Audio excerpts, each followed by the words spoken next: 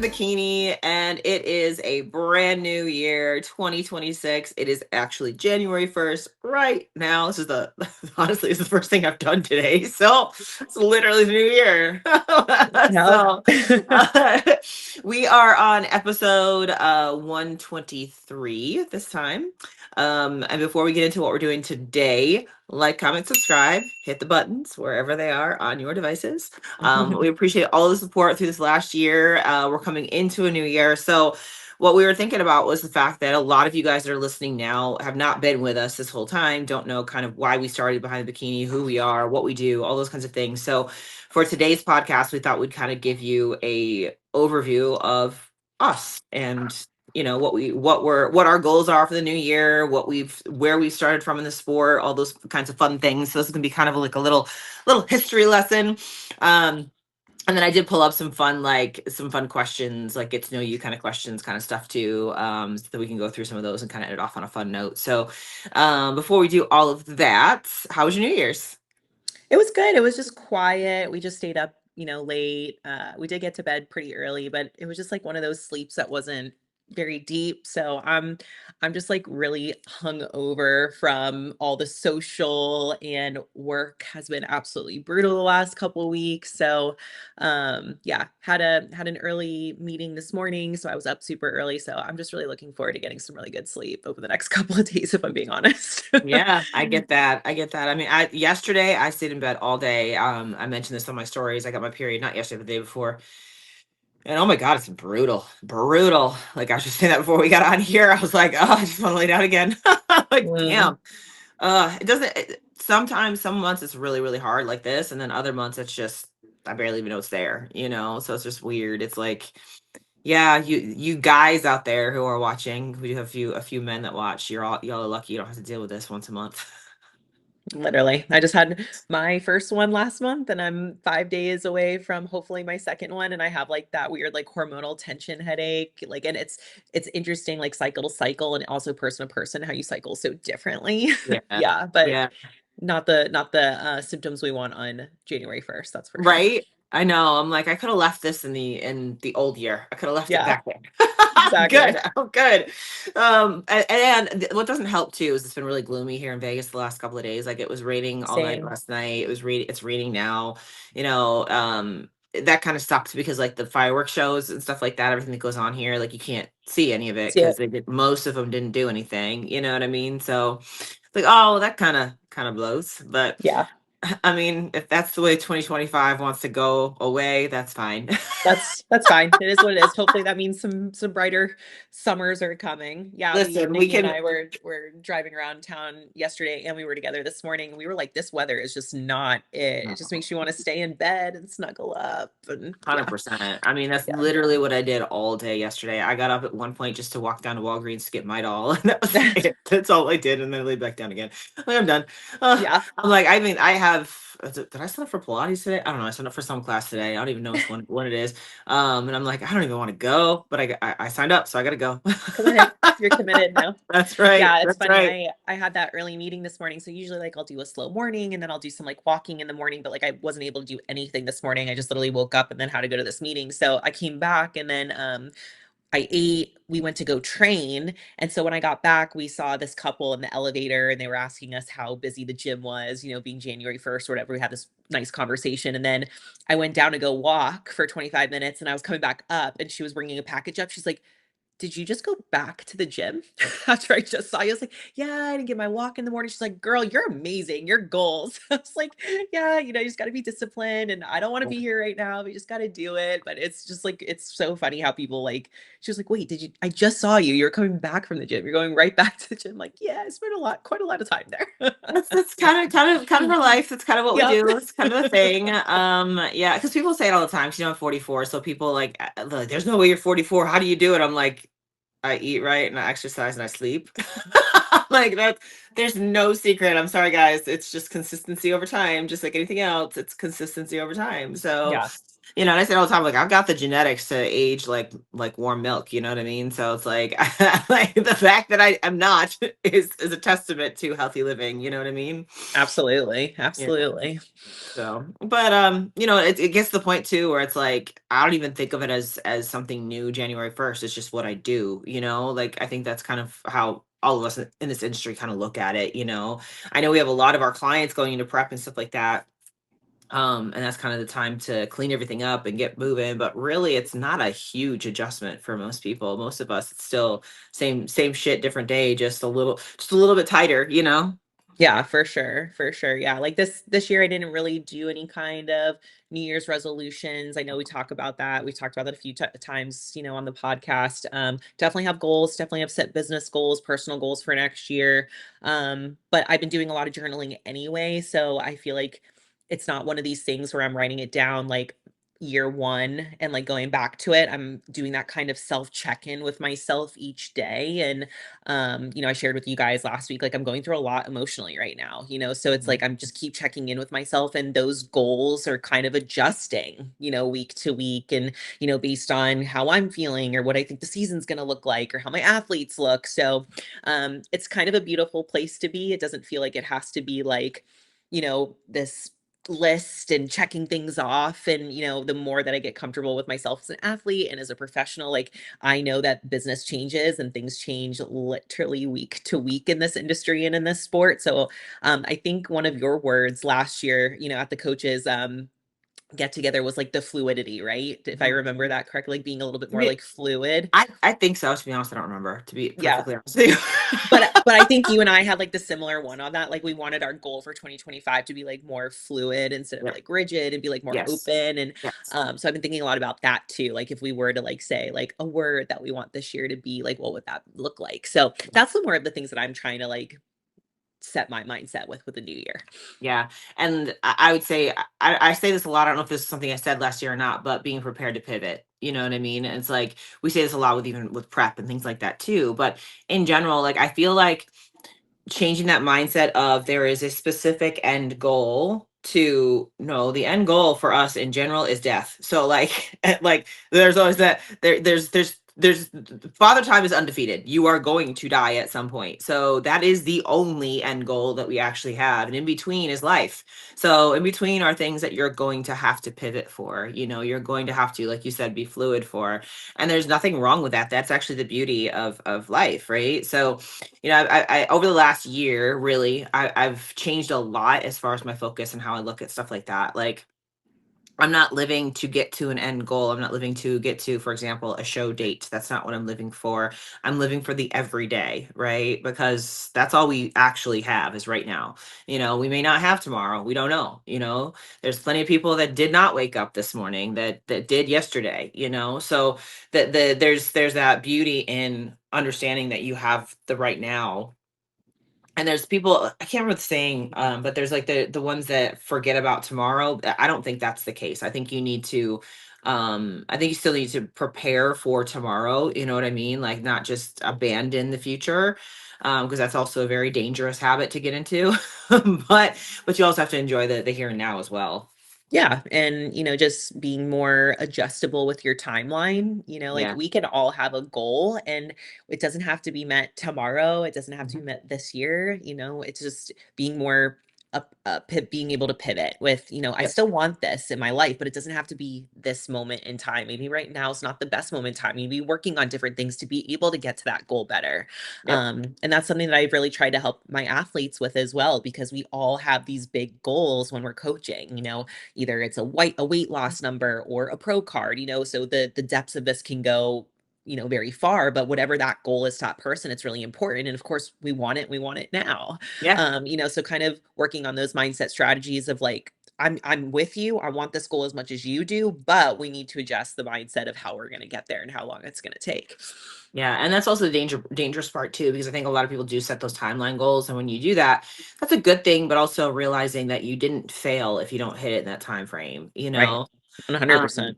and I think that goes with everything in life. I see it a lot with people we always talk about how like the second marriages are always the best marriages, because first marriages people just do it because they feel like they're supposed to. Or same thing with having kids. Like a lot of people, I hate to say it, you talk to people that are in their 40s once they've had kids, are like, I wish I'd waited to have kids, or I wish I didn't have kids, or whatever, but I did it because my family told me I should. That was me. Like my parents were very like, give us grandkids, give us grandkids. Thank God I didn't, because I now I realize I didn't want them. You know what I mean? I was doing it Yeah. because I was supposed to. That was the societal norm, you know what I mean? And like, and so I think we get into that trap. And I think that social media also perpetuates that too, because you put it out there on social media, like you see it all the time. People are like, road to pro, all this kind of stuff. And it's like, I'm gonna get my pro card this year, da da da. So they feel like they have to keep pushing, when in reality the right thing to do to hit that goal is to actually back off the gas a little bit. But they've committed themselves to this timeline goal, and all of a sudden they're like, I have to hit it, I have to hit it, you know?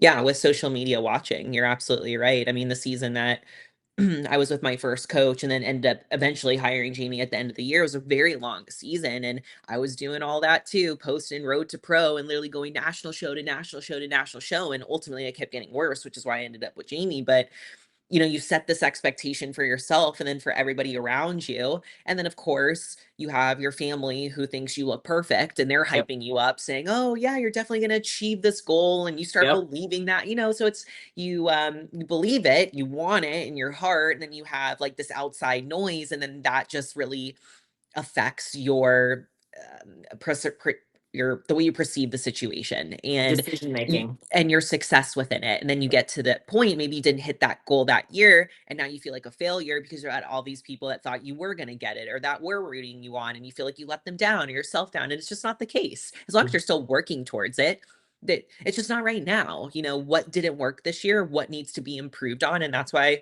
feedback is so important. That way we can continue to work on this sport. We say this all the time, like even the winner at the Olympia still gets feedback at the Olympia of something to Hmm. work on. So, welcome to the sport of the never-ending chase. Yeah. Well, and also kind of going over to like what we do with coaching and stuff like that too. This made me think of something. So I've been coaching now with Fit Body going on my third year now. And I will never forget, Drew actually said this when I first signed on. He's like, don't say yes to everybody that wants to be your client, find your ideal client. And he's 100% right with that. Like a lot of people set goals of, I want X number of clients by a certain amount of time and da da da da da.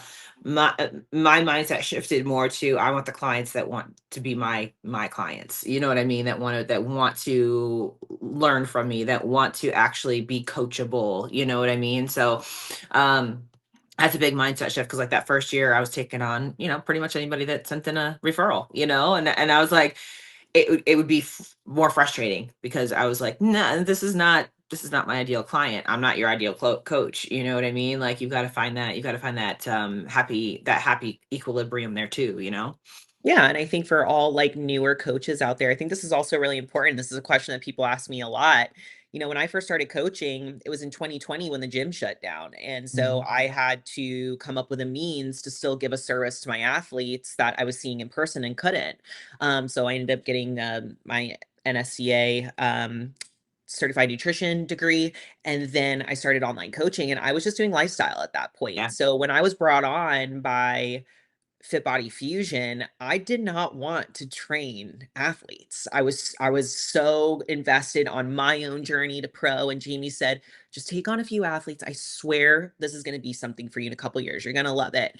But in the beginning, like I was doing the same thing too. I was taking on every single consult and every single app, and I think that that was great for me because it made me realize who my type of athlete is, and now I absolutely. can verbalize that on my consult calls. Anybody that's had a consult with me knows I'm very black and white. I'm very straightforward. I say, and I start my consult saying the same thing. I am not for everybody. And that's Yes. okay. Yep. But now, like in the beginning, like I was just trying to figure out if I wanted to do this, if I was going to be good at this, who I wanted to work with, what set my soul on fire. And that first year of coaching, I had no one on stage. I did a Yeah. big investment year. I took on so many athletes with different goals. Nobody was on stage. Everybody was, in improvement seasons. Everybody was growing.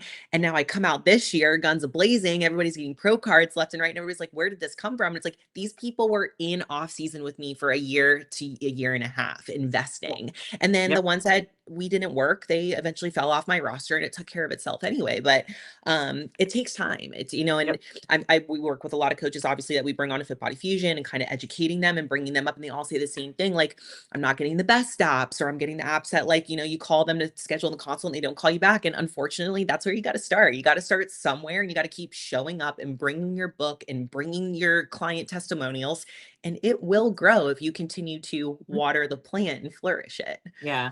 Well, and again, like just understanding what you're willing to, I guess, work with and what you're not. Like I had recently had a client that dropped off. She actually was she used to coach with Drew too, but she went through some injuries and things like that. So she switched over to me, and she after just a couple of months, she was like, I realized she's like, I am not a good client. She's like, I'm just not good at this. I can't be coachable. She's like, she just is, it just is what it is. She's right. She was 100% right. I was like, I said, this is more therapy that you need versus Yeah. like coaching is what you need kind of thing. And I was like, you start to understand and you start to be able to communicate those things to people too. It wasn't like a bad, like you suck kind of thing as a coach or you suck as a client. It wasn't like that at all. It was more like, this is not what I need right now. And it was easy to figure that out pretty quickly.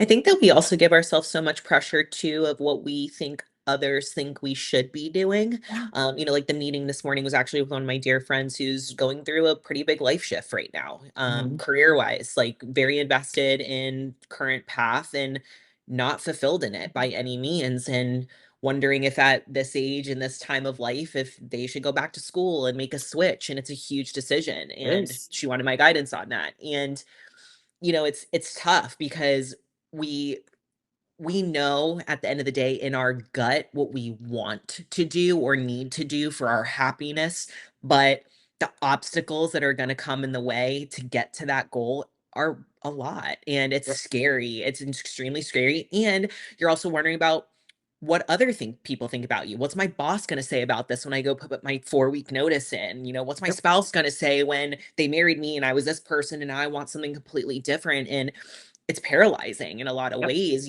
but what I said to my friend this morning is like, you cannot look back on your life in 5 to 10 years and regret not making the decision now, because in 5 to 10 years you're going to be at what you want that goal to be. You just got to get through the mess of it now. Like, there's no better time than now. And Yeah. also too, like, you don't live your life for anybody else. Like, I love my husband. I respect his opinion. I bring everything to him. At the end of the day, the way that I want to live my life is my choice, That's right. so it's my decision at the end of the day. So you just have to hope that the people around you are going to love you and accept whatever decision you make, because it's going to make you happy. As long as it's not Yeah. harmful, hurtful, of course, all those things. But Right. Yeah. That kind of goes without saying, but you got to say it anyway. yes, But you're not right. everything is kosher. Okay. Yeah, and the thing is that the people that don't support you, they will fall off, but you'll find ones that do to take their place. There's Yeah. always going to be that new group of people or whatever that are going to be there to support your dreams and your goals, because that happens a lot again in our sport. Like we hear this a lot when people start doing bodybuilding, they lose their friend group. They lose the people that they've grown up with, that they went to frat parties with in school and things like that, because that's no longer the goals no longer align. And now they're like, but I lost my best friends. Like I have nobody supporting me. It's like, okay, well, get involved with groups and bodybuilding so that you have people that support you on the same path and the same goals. There are still people there that are going to be there to help you. And that's just part of life. That's part of growing. It's like shedding the skin. Like I don't follow a lot of like Chinese like astrology or whatever it is, but like they have, last year was the year of the snake and this year is the year of the horse. So the year of the snake is like getting rid of all the stuff, the crap, like you're kind of paving a new pathway, again, kind of shedding that snake skin and kind of um getting rid of toxicity, to getting rid of the bad things. And then the year of the horse is where you go full steam ahead. So Mm. now that you've gotten rid of all of the baggage, all of the junk from last year, 2026 is your year to start going on that new path. Yeah, I think that's a part of growing up. Sometimes Mhm. you got to trim the fat, right? And sometimes when you trim the fat, it's not easy to trim the fat. It's Mhm. painful, and it's letting go of a relationship that maybe was one thing 5 to 10 years ago, and now it's something completely different, but you're still mourning the relationship you had or what that dynamic was, and I know that very well. I've gone through that several times. Hmm. So if anybody's listening to this, like that, the whole roundabout is, like in 2026, if you're telling yourself like, I need to make a big change, I want to start something new, like you really need to lean into that. Like if it's really something that you're going to love, enjoy, or need for your mental health, for your physical health, you really need to lean into that and own it and take Yeah, it. I mean, I've taken so many risks. I'm sure Sean, you have too. As a business owner, you have to take risks, and it's always scary. It's always scary. There has been so many what Drew and I call dining room crying, like dining room yeah, crying table talks. Like, are yeah. we doing this? Are we not? This is a big financial decision. Like, when there were so many of those when we opened Push, and now like I couldn't imagine if I didn't just make the risk, I wouldn't have Push today, and there Hmm. was a lot of risk involved and a lot of scary times. But I wouldn't, it's not regretting at all. And there was also a lot of businesses or business ventures that Drew and I tried and it didn't work. It was 100%. failure, but it got us to, the next one or where we are today. So it's also Yeah, like, you're not gonna take this jump and everything's gonna work. Don't yeah. also, be prepared. There's gonna be tumbles along the way. Yeah, and I think that's a big thing to take home too is like you're gonna fail. It's gonna happen, but that's why you always say that you learn more from your failures than you do from your successes because you learn what not to do next time. Jay Cutler is really famous for that because he was always Mr. Second Place, right? So he's like, I got way more second places than I ever got first places. He's like, but those pushed me a hell of a lot harder than those wins did. Yeah. And that's always the case. Remember that anything that's a no, that's a negative, that's a bad is actually going to help you push yourself further. Yeah, I mean, when we first moved out here, like Push was in a really vulnerable spot at the time. Yeah. Like Drew and I left, at that point, we were doing about 25 to 30 hours per week of in-person sessions, and we just Mhm. picked it up Uh, and left it yeah. to our staff. And it was an adjustment for Push. I mean, there was probably the first 6 months that we left that Drew and I were coming out of pocket personally to make sure that Push was, in the yellow, if you will, not in the green, Yeah. not in the red, but just black. And so, it's cute. I just got the mail from Push. Hobby sends it to me once a month. And actually something in there was we were awarded the 2025 best gym in Pinellas County. So Nice. yeah, so it's like, 2.5 years and now the gym's thriving on its own. My team's doing everything by themselves. They were just awarded this amazing, acknowledgement. But it didn't always look like this. It took some time to get there. Yep. And I don't know. I'm super grateful. Super, super Yeah. grateful for sure. Well, and then on that same topic, you get to that point, and then that's when you have to push even harder, because you can't slip at that point. You can't rest on your laurels and say, well, it's going to be the best forever. Well, no, there's going to be people that are going to come up behind you and try to push you out of the way. So you got to stay on top of your game if you want to keep it pushing forward. Yeah, don't get comfortable. Yeah. Yeah, Like, yeah, okay, cool. We got this award. I got this accolade. How am I going to keep it? Or yep, how am I going to make it better this next season? And that's always what Drew and I's motto is 1% better every day. And that, at the end of the year, that does add up to 100% if, yep. every day you just strive to be a little bit better. So yeah, definitely keep progressing. Don't get comfortable. So speaking of that, let's take it all the way back. Like I said, we wanted to go through kind of our how we started and all this kind of stuff, where we began in the industry. So go ahead and start with your whole background, your whole story for those of you that are new here or maybe have never heard this before. You've been listening to us for a while and didn't know how we got into behind the bikini. Okay, so anyone that knows me knows that I hate shorts. I never wear shorts. I'm either leggings or skirts. There's like no in between. But it's almost 2026. I decided to expand my boundaries and horizons. When I saw these on Prozis website, I just had to try them because I just love this. This is a deep V in the back. Like I've seen shorts and leggings with a V in the front, but not in the back. So I am going to put these on and try them today when I go do my glute workout. And yeah, I'll update you from there. See ya. See if we are a conversion to shorts lover. We'll see. All right, so these are super cute. I'll be honest, I'm usually a high rise person when it comes to these waistlines, so this is a little bit of getting used to having it below my belly button, but they stay in place my entire workout. And then the reason why I don't like shorts is because they ride up in my crotch. These ones did not at all. So, yeah, definitely love these. Will I completely switch over to shorts? Nah, I'm definitely a leggings girl for life, but these will make it into the You know? rotation. Yeah, so in the beginning, This is the um, origin story. yeah.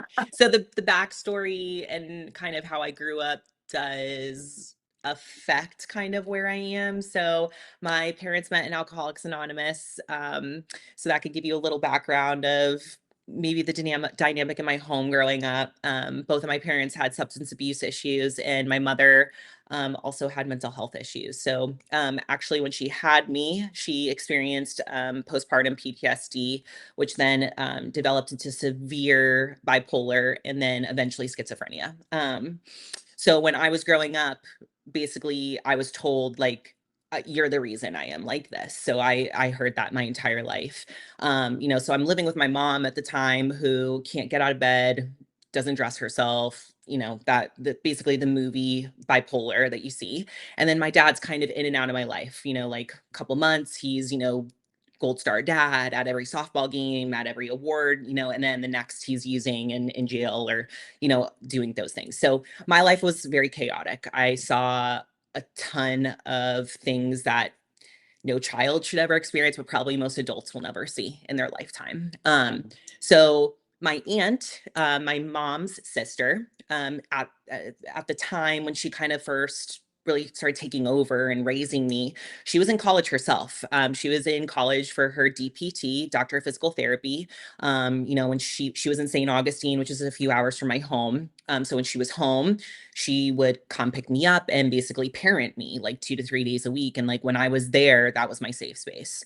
And my grandfather, my mom's dad, also kind of raised me. So growing up, I wanted to be like Tara. Tara's my aunt. And so I interchangeably call her mom too, because she definitely raised me. I'm the woman I am today because of her. But I wanted to be Tara. So my entire life, since Tara was taking over, like our goal as a family was always I was gonna, take over the family business. So at this point, she has 3 physical therapy practice in Tampa, Florida. So when I went to college at the University of South Florida, where I met Drew in the exercise phys program, that was my bachelor's to go to physical therapy school. And my entire goal, that literally day one, I said to Drew, like, I'm going to become a physical therapist, and no Mhm. one and not you is going to deter me from that goal. That was literally what I said on one of our first dates. He's like, okay, damn. And then as I was in the program, I was realizing like, I don't think I love physical therapy. Health insurance was changing a lot at the time. We weren't getting paid as much. It was a bitch for, patients just to be able to come see us. Everybody was paying out of pocket anyways. And I started to notice that PTs were actually going to cash service. So I was like, well, why do I not just become a trainer? But like, I want to be like a badass trainer. Like, I don't want to just be like I will go to a school for, 2 months, and whatever. So I graduated from exercise phys. Drew and I are together at the time. We opened up our gym. Now we're fast forward. Well, also during that time, I had to tell Tara, I don't want to be a physical therapist. And that was catastrophic at that time for our family, because that was always the goal, right? And here's what I'm talking about of like people's perceptions of how they feel like you should live your life, right? And truly, if it wasn't for Drew, I don't think I would have went on a different path. Like I would have told myself like I made this commitment, this is what I always said I was going to do. I did get accepted into the Doctor of Physical Therapy program at USF, which I was one of 70 students to be selected. It was a huge accolade, and I declined. So like if I didn't meet him and we didn't have these deeper conversations of like, stop people pleasing, like live your life for yourself, etc., like I probably would have been a physical therapist and been absolutely miserable. So fast forward, like I just told you guys, we opened up Push. It's amazing. We've been open 2.5 years at this point. COVID hits, and then that's when I become an online coach. And then when the gym resumed, I just continued to do online coaching and nutrition coaching. Jamie hired me in 2022, and that's when I started connected, with athletes. And then at this point in my career, I'm working with really high national athletes and pros. And then I do have a few lifestyle clients. I still love coaching lifestyle. Lifestyle was super fun. I don't have a ton, and I'm really kind of specific about the lifestyle coaches or clients that I like or want to work with. But I really do work with everybody. Just like Sean said earlier, like I just want to work with somebody that wants to be coachable and wants to learn from me. I'm a very specific type. I'm very data driven. I expect a lot out of my athletes. I want them to show up for themselves and their goals. And for me, I started competing in 2019. I was exposed to the sport by my first coach who I met in the exercise phys program. One of my best friends, me, Drew, and him lived together for several years. And he went to school to become a bodybuilding coach. And he kept saying, you need to do this, you need to do this. And I kept saying, no, no, no, I can't do the diet. I can't do the diet. I can't diet. And then after building push, I just completely lost myself. And I was like, I need something, so what? I'm going to train with him a couple days a week. Maybe I get in the best shape of my life. Maybe I'll step on stage, but whatever. So one day I committed, and once Jordan Brandon commits to something, she goes all in. So I was complete robot mode. I was coming off of not training for about 6 to 8 months while we were building push. So my body responded just like that neurological adaptation super fast. Stepped on stage November 2019. I was hooked from there. Turned pro at Junior USA's in 2022. And then shockingly got an Olympia qualification that same year. A few months later, I think I did about 20 shows that season between all the regional shows and pro shows I did, which was crazy. Yeah. And this year will be my fifth Olympia, so that's where we're at now as an athlete. This will probably be my final Olympia, my final year. We're getting ready to retire. I really do think in my heart that's what's next. So I'm really like 2026 is going to be bittersweet. Like I'm really approaching this as, you never know when the last one's going to be. And truly, I did think about that the last few times I competed, like this could be my last time. So I wasn't sure if I was going to compete this year. And it just makes it's going to be an emotional one. That's for Yeah. sure. Yeah. I mean, especially when you commit so much of your life to it, it's not just the competition, it's daily, and it's your livelihood too. It's your clients that watch you and all those kinds of things too. It's like it's a big deal. It's a big Yeah. deal. Yeah. Yeah, and I just think too, like coming from the background that I do come from, obviously you can imagine my parents are not the healthiest people. I mean, at this point, my mom doesn't even know like who she is anymore.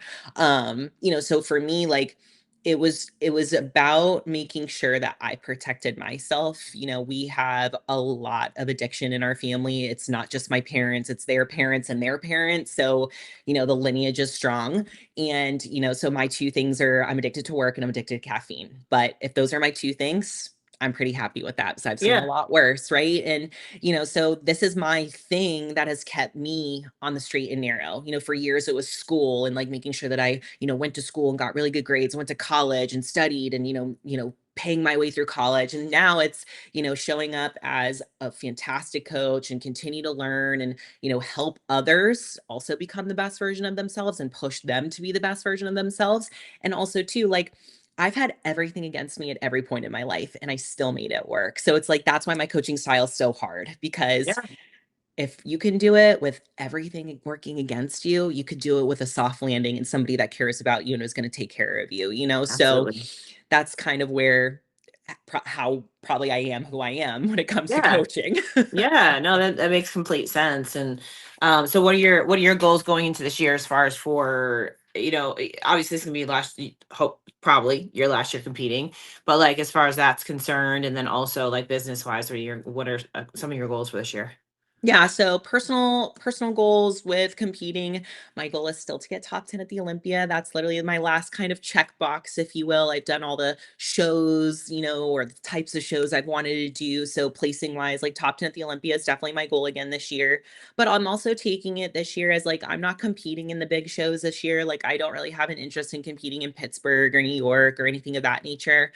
I'm going back to the shows that I have the most fun with this year. So where um my first one of the year is going to be one that's really really special to me, and then from there the timeline just kind of works out where I was able to pick shows that I feel like I'm going to have a really good time at, Yes. and that's what I'm focused on. Like I don't really care who shows up, I'm qualified, so I just really get to have some fun. That's the Yeah. beauty of it. And I just want those last pro shows to be an experience, somewhere where I can show up and have fun, be myself, and then focus on the Olympia and, making that a job.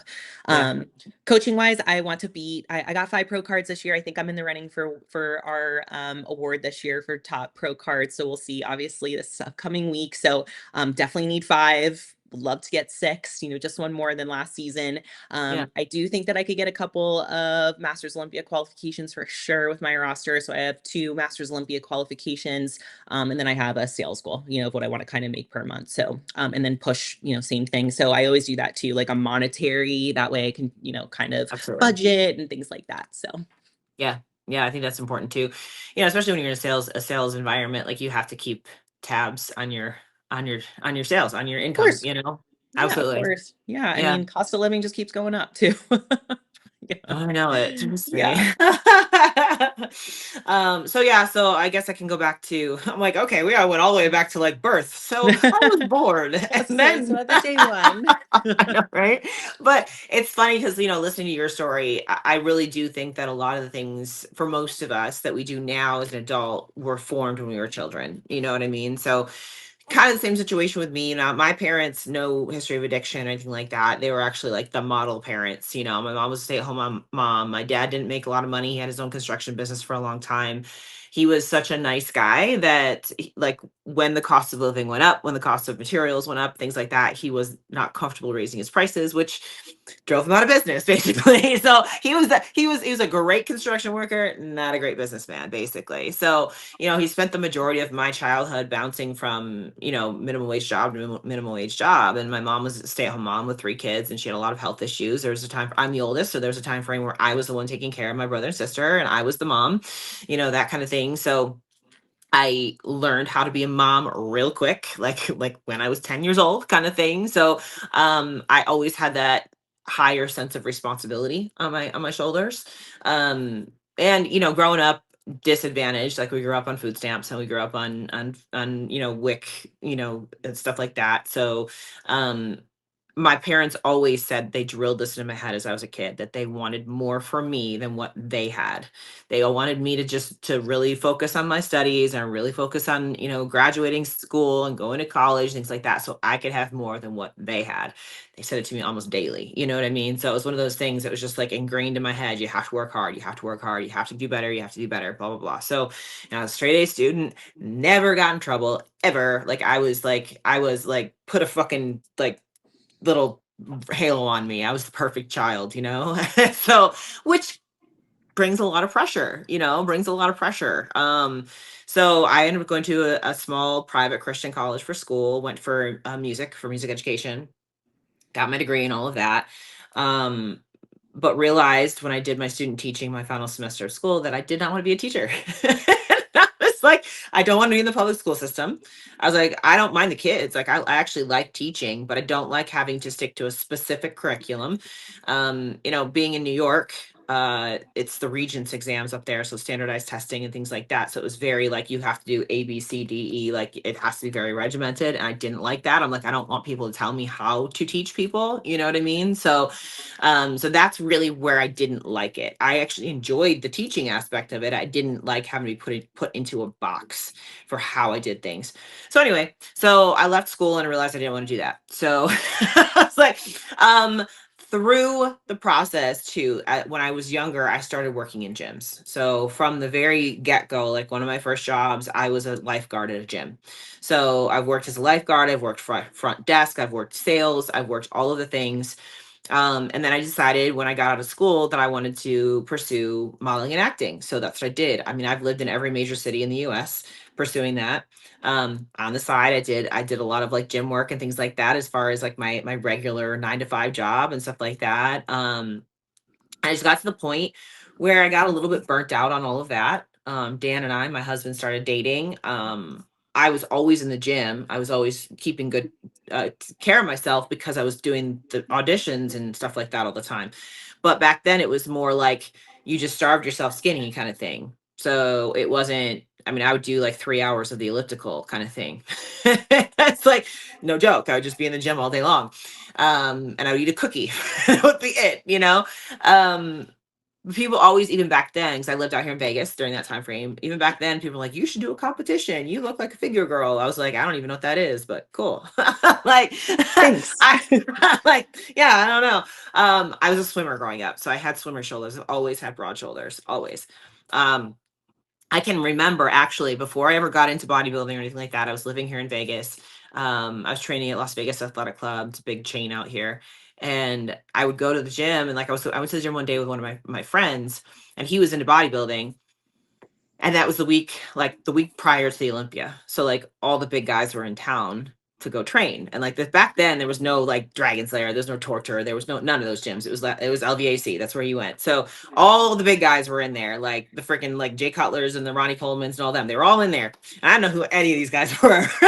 Just like, and my friend who was into bodybuilding, he's like, oh my God, that's so and so. Oh my God, that's so and so. I was like, okay, cool story. Like whatever.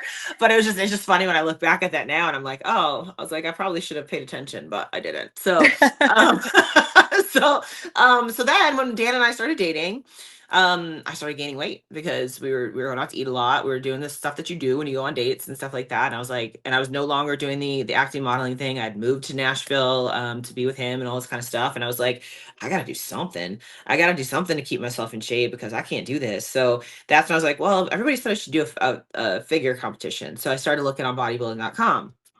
And that's when I saw Erin Stern for the first time. So she was my first initial like inspiration in the sport.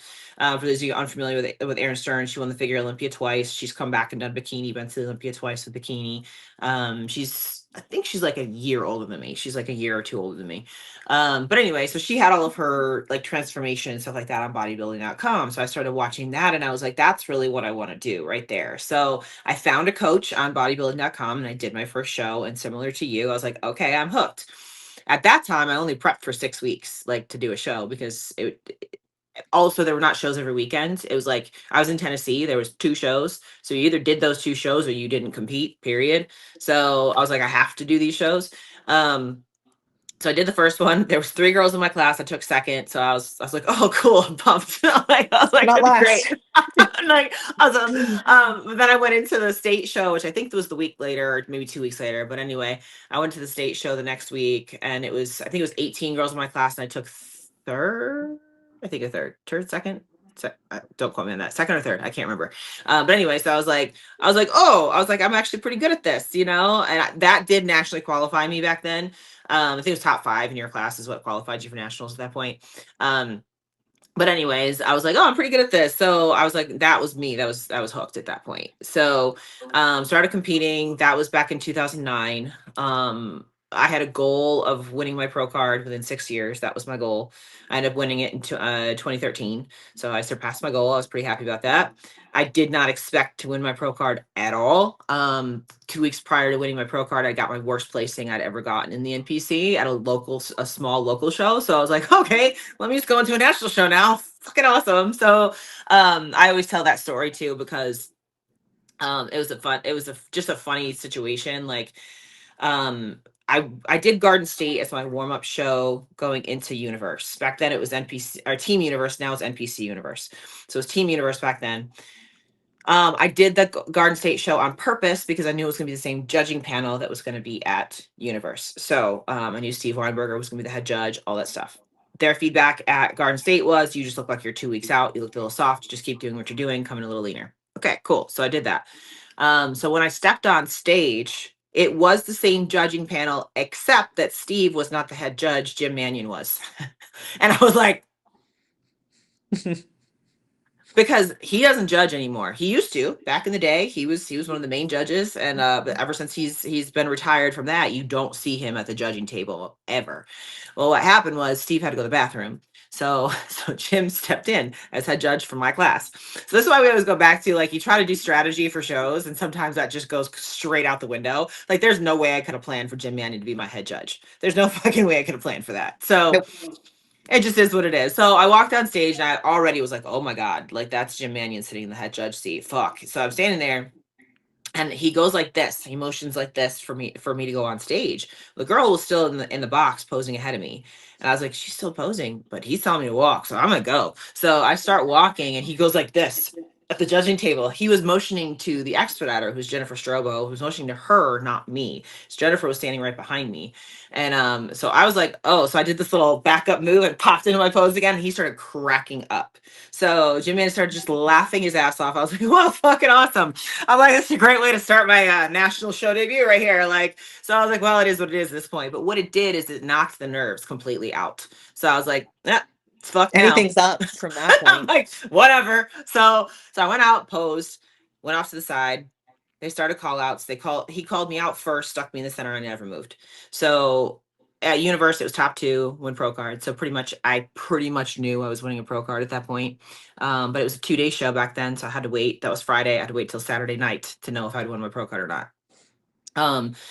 All day during Saturday, I was like, you won, you won, you won. I'm like, no, I didn't. I'm like, until they actually physically hand me the trophy, I did not win shit. So stop it. Like, stop. So I literally like locked myself in my room. I wouldn't talk to people because I was just like, they were getting in my head, all that kind of stuff. So come to find out, on Saturday night, I get up there. It's me and Diana Chenault, who actually still competes, but she competes in women's physique now. She was second, I was first. They called her name for second, and I literally was standing there on the side diagonal, and I go, holy fucking shit. Like, audibly loud on the side. And I was like, oh my God, I just won my pro card. So, and I was class F, which was the tallest class. So literally they handed me my trophy. I walked aside, I handed it off, went right back on for the overall. So I didn't have time to process anything at all. I don't remember that. I remember winning the pro card. I don't remember the overall at all. I remember nothing about it. So it was like a big blur. I remember walking off stage and just feeling like I was walking in a fog. Like I didn't even know where I was anymore. I was like, what the fuck just happened? Like it was fucking crazy. And then one thing I'll never forget was there was a girl that at Garden State the week before, um, she won her class. I think she was class B. I was class C. I'm trying to remember. I think it was three classes at Garden State. So I was class C. She was class B. She'd won her class there. I placed fourth in class C, so that was like my worst placing. And so I got off stage and she said, "Oh, how'd it go? How'd it go?" I was like, "I just won my pro card," and her whole face went, because she didn't win hers. Yeah. It's Yep. like she was like automatically like envy, like jealousy, like radiated over her whole body. So again, this goes back to just because you do well in one show doesn't mean that's going to translate to another one. So just keep that in the back of your head. And she was like, you could just tell she was shocked. She was absolutely shocked. I was like, yo, I was too. So it is what it is. Like, You and me both, sister. I know, right? But anyway, so that was how I got my pro card. So at this point, I had already been doing the suits and posing. I had already been doing this on the side. I was managing a gym. So, a gym similar to Push. It was a family run, that kind of thing. I was the manager of one of the branches. I was doing that when I won my pro card. And on the side, I was helping girls that were in the gym with their posing, with their suits, all that kind of stuff. So it was just a little side hustle for me at that point. Um, Fast forward to that fall, they started making some changes within the gym. They became more corporate. They bought out another gym brand. So again, it came down to like what I said with teaching. All of a sudden, I could no longer run my gym how I wanted to run my gym, and I was like, I'm out. Bye. So I was like, I quit, which was dumb because that was October, which is the slow season for competing. Because I was like, I'm just gonna go full time with my business. Good job. There's no shows left. Yep. In slow season. Yeah. I was like, that was so smart. So yeah, I quit my job at the end of October. And so we're sitting there, Dan and I are sitting there. I remember this, it was Thanksgiving, sitting in his high school bedroom in his parents' house. Like, what the fuck are we gonna do? Right. And we put together CCTS. So we put that together. We're like, let's just see, like, this is something that didn't exist back then. There were no posing clinics. This did not exist. It was not a thing. So we're like, let's just see. We called up JM, got Ashley Kaltwasser as our main speaker. Becky Clausen came in, all that stuff too. And we planned it and sold out within like the first 2 days of us putting out tickets. And we planned it in 6 weeks. Wow. And boom, my business was born. And literally that like saved our asses. Like we literally had $500 left in our bank account at that point. And doing CCTS actually carried us through into the season. And then my business just started going up from there. So that was kind of my origin story. I never wanted to coach. That was never my thing. I never wanted to do that. But the more I got into it, and we've talked about this before, the more that things changed. Because again, even when I started in bodybuilding, it was a starve yourself skinny kind of situation. But as we started evolving and as practices started changing and we started realizing it was more about health and longevity and training and nutrition and all that kind of stuff, I was like, this is actually something I'm interested in. This is actually something I think I could get behind. Right. So again, it came back to I enjoy the teaching part of it as long as I can do it the way I want to do it. Right. Yep. So that's when I started thinking, okay, beyond just the suits and posing and all of that, let me start getting more into this. So I started, researching more, doing more classes, things like that too. And then that's when I reached out and asked to become a part of Fit Body as a coach too. Um, like I said, it took me a little bit to figure out where my ideal client is. What I like is a little bit different than what you do. I more so like the girls that I can start from scratch, lifestyle that want to maybe eventually compete, that kind of thing, fit model, that kind of thing. I like to build people from the ground up. I've always been like that, even in my own business. So I have the Pro Performer Promise. The girls that stick with me from NPC and then they win their pro card in one of my suits, they end up winning a sponsorship. So I really like to help from the beginning. Right. I'm not one of, you see it a lot in our industry where coaches like try to pick the top athletes, and just cherry pick. I'd rather build you from the ground up. Yeah. I want to be that person that helps you from start to finish. So that's where I feel like I thrive more because I feel like even I have a client now who she was one of my posing and suit clients a long time ago. She's a trainer herself. She's got her own set of clients and things like that. But she came into it with this mindset of I'm gonna act like I don't know anything and I'm just gonna let you take the reins. And she has made so much progress in just a few short months, and it's just crazy. And she says it to me all the time. She's like, "I've never had a coach feed me this much." I was like, "I know." Like stuff like that. And for her to see her body changing the way that it's changing, that's where I thrive. I love seeing the girls that get those little wins every week, stuff like that. So I want the girls that are going to be committed to it, but at the same time, I want the ones that are like, okay, like I don't have a problem proving to you that I know what I'm doing. I don't have a problem with proving to you. Just let me do it. Just let me prove it to you, right? So I find myself more so leaning towards, like I said, like the lifestyle clients. And now that we've got Fit Model in play, a lot of those lifestyle clients do want to actually compete now, which I love that. I think that's great. So that's kind of where my ideal client lies. And yeah, it's taken me a while to figure that out. I had a bunch of girls that I just didn't that just they weren't the right fit, they just weren't. So now I'm at the point, like, I don't know about you, but I only take on referrals. So meaning like they specifically request me when it comes to coaching. I don't just take Oh take yeah. randoms, Hmm. things like that. So if all of you that are out there, if you're thinking about wanting to coach with either one of us, make sure you request us when you actually put in for a free consultation, because that's the only way we're going to get your application. um On the Fit Body website. Yes, correct. Yes. So that's where I am at this point. Like I said, I would rather have 5 girls that listen to me than 50 girls that don't. You know what I mean? Like that's more my style. So yeah, going into 2026, that was something I really sat down and tried to I guess figure out for myself like what direction I wanted to go with this, and that's really where I'm at. I'm like I would rather have a smaller quantity of girls that I know are doing everything I'm asking them to do and really excelling versus just trying to pile on clients. Yeah. Yeah. I mean, So I don't know about you, but like I would rather work with a coach and then obviously be a coach that charges a little bit more, but mhm, has less people on their roster so yes, that every single person feels like they get the time and attention that they deserve. 100%. If one of my athletes picks up the phone and says, I need to speak to you, I can speak to them that day. I can make an hour. Some coaches, it's like, yeah, I'll call you next Monday around 4:45. Are you available then? That's all I have. So make it Yeah. work, and it's just not like that, so I have appreciated over the years, kind of Jamie taking me under her wing that way, and being able to, because I'm a businesswoman too, so it's kind of seeing that side of things and how Fit Body Fusion works and how to keep developing myself as a woman and as a coach and then as an athlete, how to manage it. And I don't think there's a lot of athletes that work to the capacity that I do and are also a full-time athlete. I take that I have a lot of pride in that and extremely seriously. I just have this knack of making it all work and being somewhat proficient in all of it. But we were just talking about that this morning with Drew. I was like, I could retire and, not be a coach, but it's like, I'd be so bored. Like, Yeah. I love, as much as I'm tired and, summertime is a bear traveling every weekend. Like, I love it. I love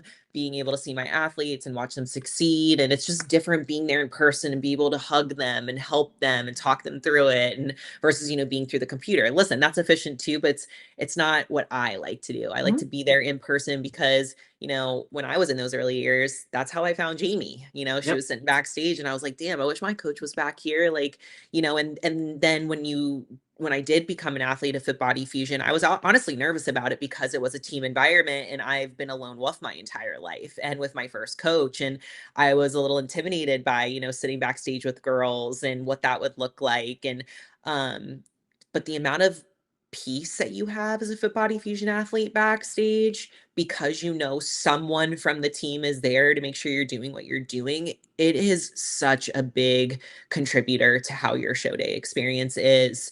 And I know like all of us at Fit Body Fusion, all of us coaches, like it doesn't matter if you're my athlete or if you're Sean's athlete, if you're backstage, I'm taking care of you. I'm Yep. making sure that, you're being seen, or we're taking that video, or I'm checking your tan because I've been there before. And I think that's something that's really unique about Sean and I is we have those different lenses and Yes. perspectives. So we're able to help the masses literally.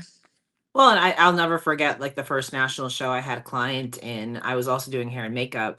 So she had to go downstairs and get ready for prejudging, and I was rushing to get down there. You were down there and told her to eat her food because they were getting ready for pump up. So, Yeah. that's where we pick up the slack for each other. That was very helpful because I could be upstairs texting her, but you're there literally backstage with her, helping her, saying, listen, it's time to get you moving because you're going to be on stage soon. And that's where being in a community like Fit Body does help. And like I'm the opposite of you. I've always come from pretty much every coach I've had has had a team, right?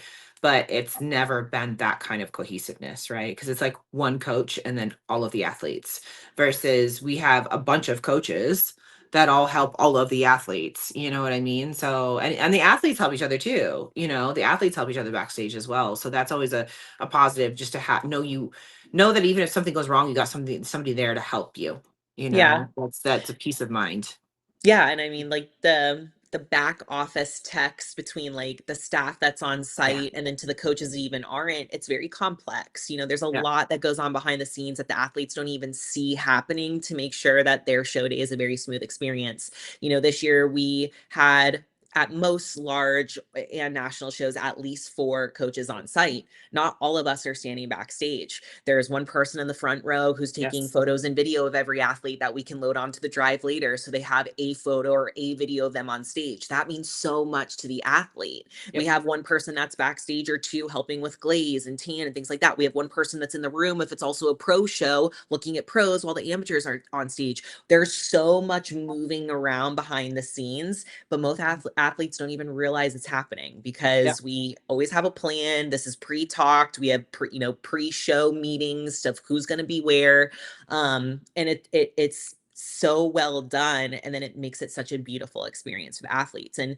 we have our Fit Body Fusion Summit coming up next week. Super excited about it, and a lot of this we're going to be talking about of like what a show day experience is like with Fit Body Fusion and what our expectations are, because I think a lot of athletes join the team mid-season, or they get switched and then they're just like kind of popping into a show, and it can be overwhelming. A Fit Body Mhm. Fusion show, we do expect you guys to come check in person multiple times and be on time, and we have a schedule for you. And some athletes are like, whoa, like I was just kind of showing up on Saturday and, here to Yeah. kind of pump and step on stage. And it's like, no, we want to be here for you. Like, we want to do our best. And I understand those athletes too, like that kind of want that hands off, because I came into this like that. But as soon as I kind of, broke that barrier down, I'm like, okay, I'm going to be a part of the team. I'm going to sit with the girls backstage. I'm going to let this coach that's not my coach, check me in person or make that video. The better experience I had and the more taken care of I felt. Yeah, yeah. And it is. It's hard because I'm kind of the same way. Like I like to have my own space on show weekends. Like when I'm competing, I like to be by Me too. myself. I like to have that Zen moment. You know what I mean? So it is. It's a hard balance at first. but yeah, the other part of that too is that that when everything is so scheduled out like that, you feel like that sense of calm of when everything's going to be happening, so you don't have to question anything either, you know. Yeah, like at the Olympia this year, obviously Jamie had 18 Olympians, 17 that stepped on stage with her, and it was chaos. It was absolute Mm. chaos. But what we did this year is we took last year's Olympia, not 2024's Olympia, which was not organized at all. We learned from that experience. And this year we had coordinators. Yeah. So we had Hannah and Coach Hannah and Coach Aaron. And so let's say that I was behind on makeup. My person was Aaron. So I would text Aaron and say, hey, my makeup's behind.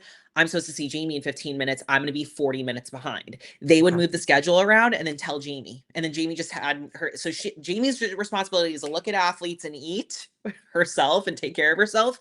Everybody else had like a job and was doing something in the background. And that's what I continuously love about this organization is that we continue to evolve together and figure out what's working. That way, we are a large team and Yeah. that can get some flack at times, but we Yep. really do our best to make sure that we are constantly putting these very strict or set plays so that we can make sure we're who we need to be for everybody and everybody Yeah. doesn't feel stressed when they're coming into the room. There's a plan, it's secured, and that is crucial, like the Yep. stress management piece.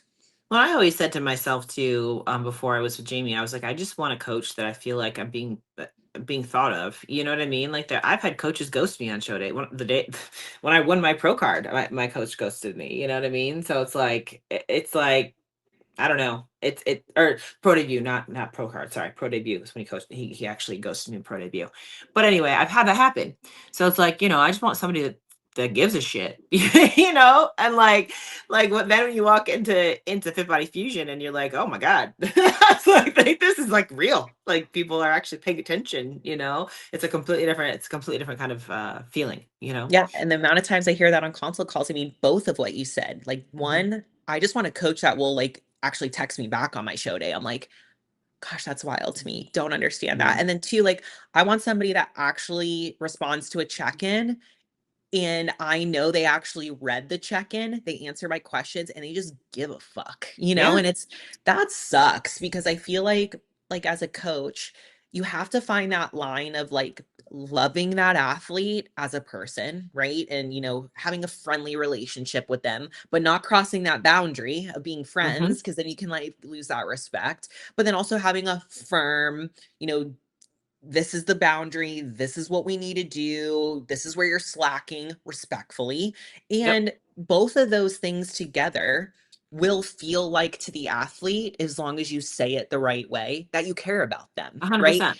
Because Yeah. no athlete wants to be told 16 weeks in a row they're doing a great job and making progress. Athletes can call the BS on that too. I hear that in consult calls all the time. My coach never told me I needed to grow. They never told me where my weaknesses were. They never pushed me. They never called me out.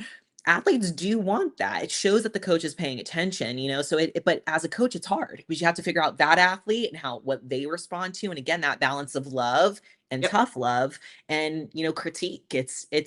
It's taking me years and I still flub it sometimes Oh because yeah. sometimes you talk to somebody in a way that they do not receive it the right way, even though that was not your intention, but it did not get received the right way. And you learn, okay, with this athlete I need to approach this a different way, and the Hmm. more that you do it, the better you get. Honestly, Sean, I don't know about you, but like working front desk at my aunt's physical therapy clinic, I think really set me up for success with these like tough conversations and customer service. We talk about that in the back office all the time. Jordan never has an issue talking to a client about something that's hard or money, Yeah. and it's because I had to stand face to face with someone and tell them their insurance wasn't covering this and you owe me Yes. $2,800 and you can't leave until I have a credit card. I had to have those tough conversations. So, experience in life really helps you ultimately to that goal, of Yep. what you want to do in the future. Right. Well, especially having a sales background, you kind of have to ask for the money. You know what I mean? Yeah. Ask for the things like they always say. What is it? Don't trust a skinny chef. Well, it's the same thing. It's like you what is it? Is it what's the saying for salesmen? It's like don't. I think it's don't trust a quiet salesman or something like that. I don't know. I don't remember what it is. But basically, you have to be able to say what it is you want. So Yeah. you have to be able to you have to communicate. However that may be, whatever that may involve, and it's for the betterment of everybody involved too. And I Yeah. always use the philosophy of build break build. So whenever I'm talking to a client. I give them a positive thing, something to work on, and then something positive to close it out. Yes, the That's always compliment a good way. sandwich. That's right. Yeah. That's Yeah. right. And I remember too in the beginning, like when I was especially like personal training and stuff, like I didn't have the confidence that I do now. And talking about my services and how much it cost was uncomfortable because I had imposter syndrome. Like, am I worth this? Does somebody want Yeah. to pay this to work with me? Right. Now it's just a conversation. Like I know who I am. I know the coach that I am. I know the Yep. education that I bring. I know I have the status, and the accolades to prove it. So it's like this is it. This is my, Yep. pricing. So it's like the more you do it and the better that you get at whatever you're working on, it just becomes a conversation at the end of the day of like, this is Right. what I do, this is how much it costs. And if you want to work with me, this is what it is.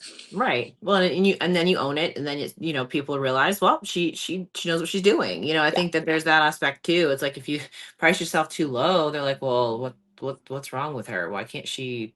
Why can't she charge more? Like there's that balance there too. You don't want to undersell yourself either because that looks No. suspicious too. Yeah, you could go both ways, right? Like somebody could be like overcharging. What was Nikki telling me the other day? Oh, like ketamine treatment. So like Nikki's been open about it. She has done ketamine treatments in the past and she usually pays like $250. She met with this guy a couple weeks ago and he wanted to charge $750 a session. Mm, And she was like, "Why is it so much more expensive than these other two clinics I work with?" And he was like, "Oh, well, you get like therapy on the front end and the back end." Nothing was different about mm, the other experience. But so you have to be realistic, right? Like yeah. what the market value is and like what you're offering, but then also don't undersell yourself too. My dad is a salesman and he always said, don't go with the lowest number, don't go with the highest number, go with the middle quote. Yep. Always go with the middle quote, or sometimes go with the most expensive one, if you feel like you're getting more out of it, maybe a better, insurance plan, whatever. But yeah, these are all the things that you have to start thinking about business Right, wise right, right. as you're Yeah, attempting and these things. well, going into like we can't be starving coaches either. You know what I mean? Like at the end of the day, like we talked about at the beginning of this, cost of living is going up. So you Travel. can't, yeah, you can't expect us to be able to do all this stuff and not make a living from it. Like I think that comes into play a lot. I think a lot of clients expect their coaches to be on call 24/7. So I Mhm. think there's a balance there too. I think there's that aspect of, well, I think I needed that. I should have this, and this. It's like, well, how much are you actually paying them a month? You're only paying $400 a month. Would you expect your doctor to be on call for you 24/7 at $400 a month? Like really, like be realistic here. If you want that kind of relationship with your coach, you probably should quadruple that price. You know what I mean? Another So coach posted about that this morning. He's like, in yeah. every other profession, there's PTO, paid time off, Yeah. except for coaches. So Yeah. it's like, why when we ask for not that our athletes are doing this, but apparently he was experiencing this. Like, why when I ask for a week off or there's a very big top bikini coach that tells his athletes after the Olympia, do not talk to me for 2 weeks. I'm taking 2 weeks off. Like, doesn't Yeah. help them with their reverse, and a very Yeah. respected coach in the industry, right? And all of his athletes are perfectly fine with it because he has Yeah. a conversation ahead of time. But it's true. Like you have to make enough to then be able to travel and all of those costs, but then also to be able to like take a step back in our mental health. That's the Mhm. beauty of being an online coach, or for anybody that works online, marketing, tech, etc. It's great because you bring your computer everywhere, but it sucks because you bring your computer everywhere. And then that Right. expectation from your athletes is that, or whoever your clients are, that is like, oh, well, she's just right next to her trainer eyes all day long. It's like, no, Sweet. I still go get my nails done and I like to go get a massage every once in a while or go to Let's the take a nap. gym or yeah, and I take a nap. I Like take a nap. I'm a human. I know. I think, and that's just a product of our world today too. People are just so easily accessible now. It's just crazy. Like I've done some serious like pulling back on that kind of stuff because I used to be, as soon as my phone would ding, I would respond. I don't do that anymore. Yeah. Because you start training people one way or another. Like you train them, either they know they're going to get an immediate response, or they realize, okay, she's going to contact me within business hours or whatever. So you start training people to know what to expect, versus like, again, people just assume they should be getting responses immediately because that's how text messages work. You know what I mean? One of my favorite books is Glennon Doyle's Untamed. If you guys have not read that book, it's amazing. she's married to Abby Wambach. But one of the things she said in her book is like, I hate when people call me. It feels like such an invasion of privacy. Why do you feel like you need to pick up the phone and call me? Just send me a text, make sure I'm available first. And when I'm Right. available, I'll tell you when to call. But it's so funny because I'm like, yes, like don't I just call know. me out of the blue. Like, but it's again, like that's our world, and I would Yeah. rather pick up the phone and call someone too, but I always text her. So I'm like, hey, are you Yeah. available? Blah, blah, blah. But it's just funny the way that this day and age is. And we talk about this too, like the Europe style of like how they have like that nice leisure. And I Yep. really do think like that's the secret to being a successful business owner or just top earner in your company is truly finding balance. That way, Mhm. number one, you're avoiding burnout, right? That's the thing that's going to kill you. You Yep. have to avoid the burnout. And I tell my athletes this all the time. It's so important to know when the time is to push and when the time is to pull back. And I think people are really good at pushing forward. I don't think they're really good at pulling back, Agreed. So, and then, finding out too, like when you need to wave a white flag, like when something is not serving you anymore, if something that you're complaining about or that you don't like about, are you now an active participant? Like, do you need to make a change? And I know so many people that are in a career that they absolutely hate just because they're so afraid to pivot. And I encourage you guys, like, life is way too short. I don't care how old you 100%. are, 40, 50, 60, 25, in college, just graduated. Like, there's so many things now that you can do to pivot and Yep. be in a space that makes you happier. And I truly believe, even if you're making less money, like if you're happier, the money will come. The money will 100%. probably come even better. But you just have to get through that scary part of those expectations of yourself or others around you. Yep. Oh, and even that, I was just as you were saying that, I was thinking about like a client that I had that I complain about this particular client all the time. And Dan was like, this person is not worth the money that you're making from them. Like the fact is that this is just not good for you. You got to know when to let this person go. You know what I mean? And I've had a few of those where it's like it's the money's not worth it. You know what I mean? The whatever it is not worth it if it's stealing your peace, you know? Even just relationships in general. I say that all the time. Like if somebody's not contributing to your life and it's robbing your peace, it's not worth it. As harmful as that might sound and as painful as it might be, even wherever the relationship's at to break it off, like life's just truly too short to be investing your time in people that you do not feel like are investing back in you. Right. That's something Nikki, one of her goals is this year is like giving, because Nikki is so good at filling everybody else's cup. And then she doesn't feel like people respond back. And she's like, I am only filling people's cup this year that go come back and fill mine. Yeah. And that's how you are do better at managing your own relationships too. There's those people that are kind of friends with everyone, but they're like they don't have like those deep rooted relationships with anyone, and then they Yep. just feel so burnt out because they feel like they're just moved and pulled in a million different directions. Yep. You're a volunteer of that, right? And it goes back to like I'd rather have 5 great friends than 15 that don't even really know me, That's right. I you agree know 100%. My father-in-law, when he was alive, he used to say, like, if you're on your deathbed and you can count your friends on one hand, you've had a very rich life. Very rich Absolutely, life. I agree with So, that. Yeah. yep. Yeah. Keep like they always say, keep your friends close, your enemies closer, I guess, but get rid of the enemies. Yeah, Yeah. we'll get rid of those.